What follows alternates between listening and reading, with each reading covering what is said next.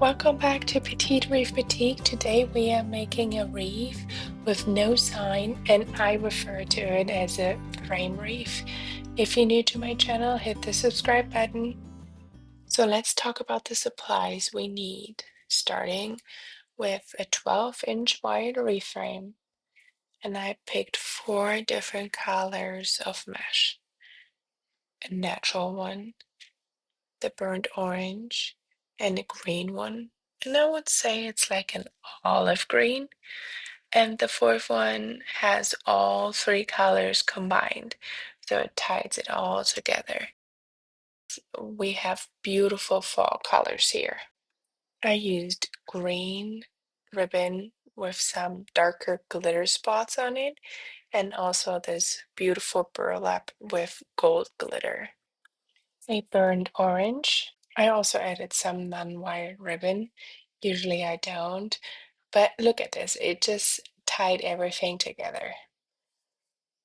We also need some felt to cover the back, some 4-inch zip ties to attach it, 6-inch zip ties for our mesh, floral wire cutters, rotary cutter, scissors, sharp, pointy scissors, a bow maker, clips, hot glue gun, and last but not least, the inside of our mesh roll. We are cutting our deco mesh in 16-inch pieces, and we will need 12 cuts for each color. Now let's start attaching our mesh. We want the curl side down, meaning the mesh naturally curls, and we want this curly part facing our work surface. We are folding the ends an inch each 2 to 3 times, and this prevents the fraying.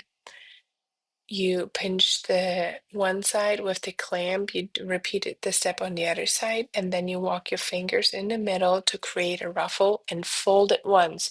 So you have 4 ends, 4 curly ends pointing in one direction. And then you attach it to row 2 of the reframe. And I decided to pinch that ending underneath the bar and then attach it with the zip tie. You can also lay it on top.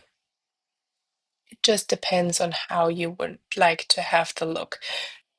This method I chose makes the curls facing up a little bit more instead of laying flat.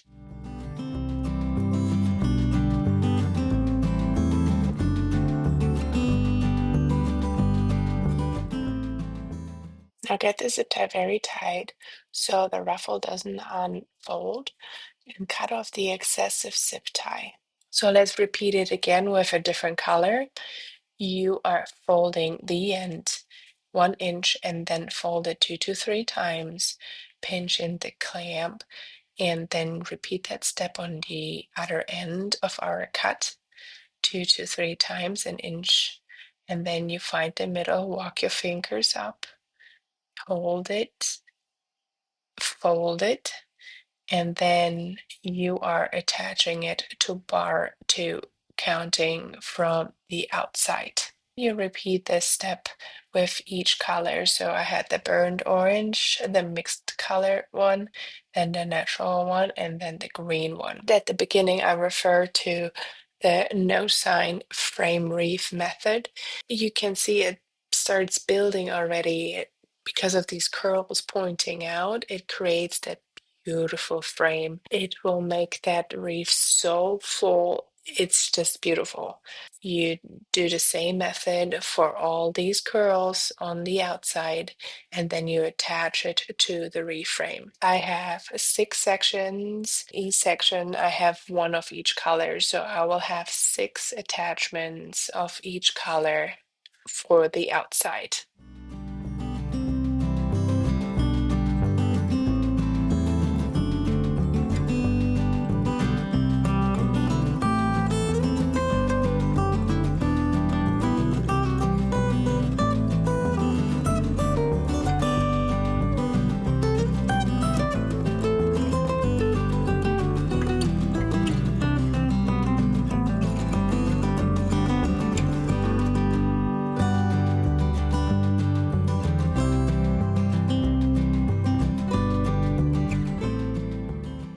Now look at this beautiful frame. Isn't that gorgeous? I love those colors and how full it is. Just amazing. Now let's fill up the inside. For that, we want the mesh curling up, not down like we did before. We want the curl side facing us. We are repeating the same process though. So we are having 1 inch on each side and folding it in 1 to 3 times. So it prevents the fraying. But this time we are not folding it, we are just having the ruffle and we are attaching it to bar 3 if you count from the outside, bar 2 if you count from the inside. We just attach that beautiful ruffle to the reframe, cut off the excessive zip tie, and repeat that step. I use the same color pattern, so the burnt orange first, and then the colorful one, the natural, and then the green. Just fold it in, walk your fingers in the middle and put that ruffle onto the reframe. And you repeat that step with the same amount as you did on the outside. So for each bar section, there will be 4 attachments, 6 total of each color.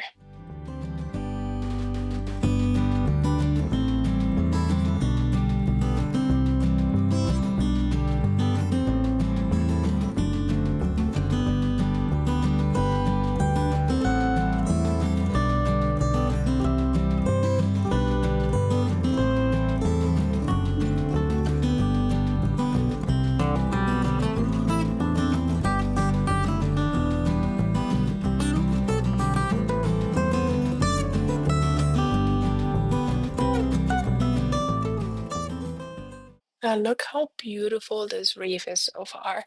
I love these curls, like how the ruffles filled in the space. It's just beautiful. Now let's make our bow. Let's put the 2 dowels in the middle, the floral wire in between those dowels. Let's measure an 18-inch tail, very long, but we want to do something special with the tail and also fill up the space, what we usually have for a sign. We measure 18 inches and put it in between the dowels. Now we want to create our first loop. We measure 6 inches. Give the ribbon a little twist since we have one beautiful side and the other side is faded. So we make sure that the beautiful side is always facing us. The other side, we are going to measure 6 inches as well. We are holding our hand down to keep the 6-inch mark. We give it another twist and then we repeat the step and going down 1/2 inch. So now we are in a 5.5-inch loop. You can go down 1/4 inch as well. I would recommend to not do more than 1/2 inch because that will cause the bow not to have this beautiful dome look at the end. For the green one, I did an 18-inch tail, a 6-inch loop, a 5.5-inch loop, and a 5-inch loop. For the beige burlap ribbon, I used an 18-inch tail, a 5-inch loop, and a 4.5-inch loop. And for the burnt orange one, an 18-inch tail, one 4.5-inch loop, one 4-inch loop, and one 3.5-inch loop. And for the small leaf ribbon, which is not wired, I will show you something special. If you don't have a bow maker, that's fine. I will have the link for my bow tutorial in the description box below.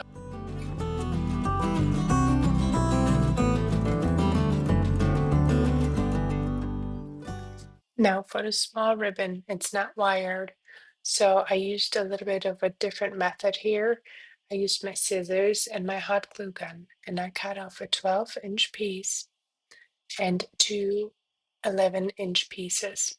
I glued the endings together, also the middle part.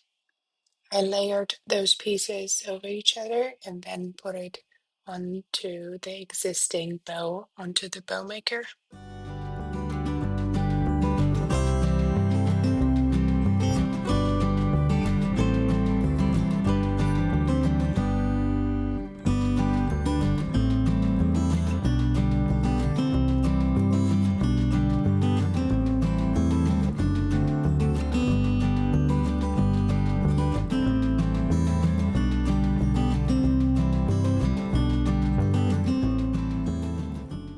I also cut 10 inches for a tail, so 5 inches on each side.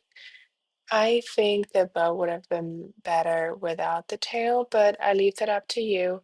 I just feel like since it's not wired, it's kind of like, yeah, again, that's your judgment if you want to add this or not. After you have all the ribbon on the spools, in between the spools, you can take the bow off and give it a few twists. You want to make sure this floral wire is really tight. I actually decided to cover the floral wire with that unwired ribbon. For that, I just put a dip of hot glue and traced it all around to cover all this floral wire. And now we have to attach this beautiful bow. For that, we are taking the floral wire and find a way through this beautiful mesh and attach it to our wreath frame. You will have one wire on each side of the wreath frame, and then you twist it a couple times to attach it very good to your wreath frame. If you have enough twists, you hide the excessive part underneath. If yours is longer, you can also cut it off. But this bow was very full, so I don't have a lot of left on the floral wire. The wreath also needs a hanging loop. For that, I just cut off some jute cord, give it a couple knots so it's secure. Double secured it with the felt. What I like to do is I put in the zip ties left and right next to the loop so it doesn't have so much wiggle room. And after attaching those zip ties, I like to go across to make sure the felt has the right stretch. And then I go around the wreath and attach more zip ties.